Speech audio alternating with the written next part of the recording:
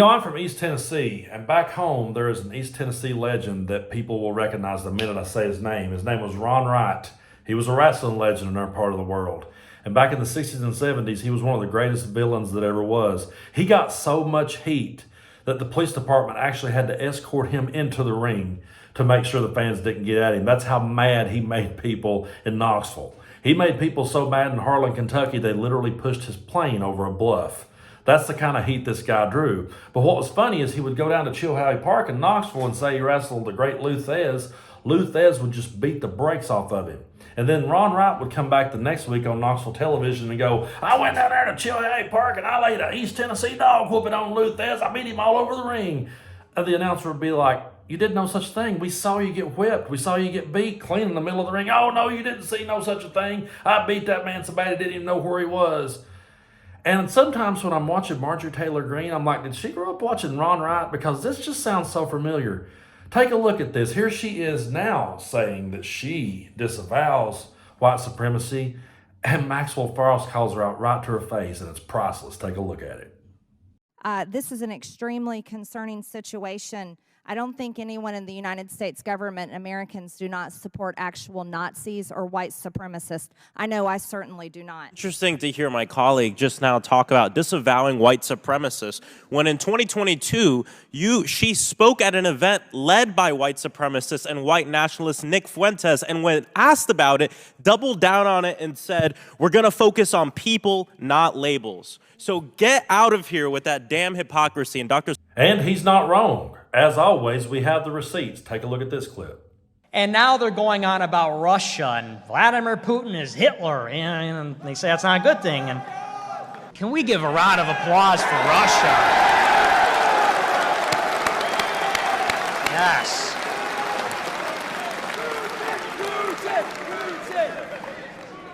Absolutely, absolutely. We are honored, we are humbled and excited to welcome to the stage right now for our first speech, and we love to get to know her much better. I think this is going to be the beginning of something great.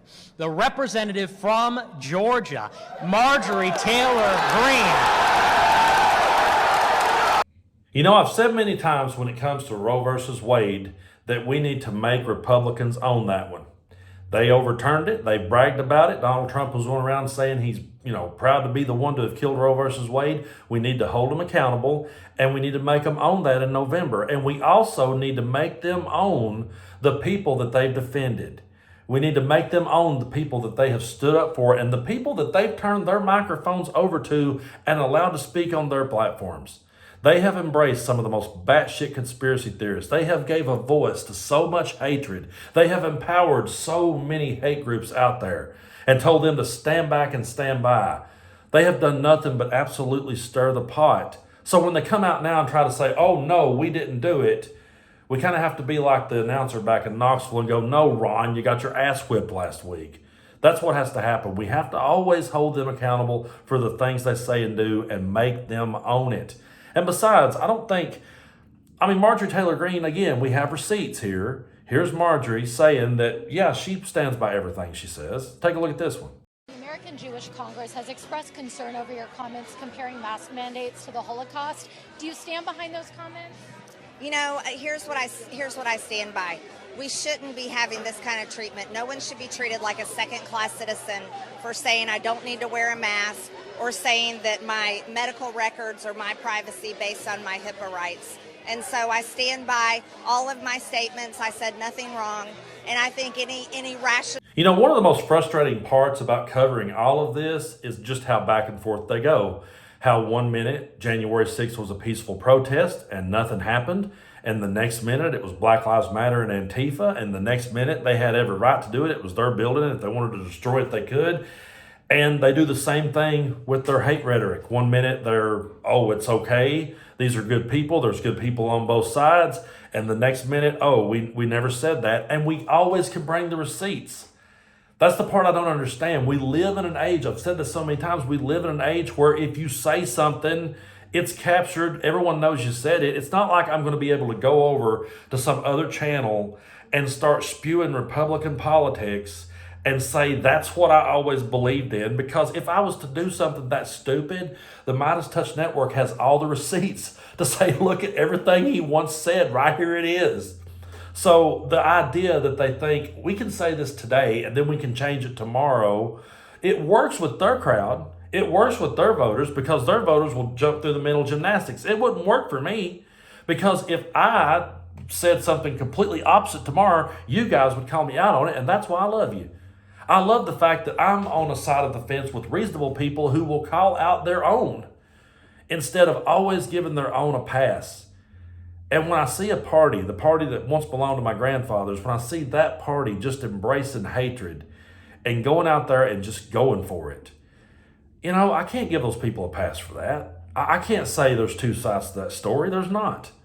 I promise you, and I wasn't there, but I know for a fact when my grandfather was in Germany knee deep in the mud, it wasn't a both sides argument at that particular moment. I know he wasn't sitting there saying, well, wait a minute, let's hear the Nazis out on this one. He didn't hear them out then, and none of us should ever hear them out now. And Marjorie Taylor Greene should always be held accountable for the things she said and the people she's aligned herself with, and we should bring those receipts every single day. Make her own exactly who she is. Make them own the decisions they've made. Make them run on those things. Hold them accountable. We have to. More than ever, we have to right now. I really get tired of saying the phrase, it's the most important election of our lifetime, because it gets said in every election. But this one is unlike any I've ever seen. It feels completely different. It feels like this could possibly be the last time we get to do it. So we have to be on the side of democracy. We have to stand for that. And the way we win this is to just constantly expose them for who they really are. Hold their feet to the fire and make them own everything they've ever said, every decision they've ever made, and every person they've ever aligned themselves with and turned over their platform to. Keep replaying that footage and showing it over and over again until we drive the point home that those people are not fit to lead.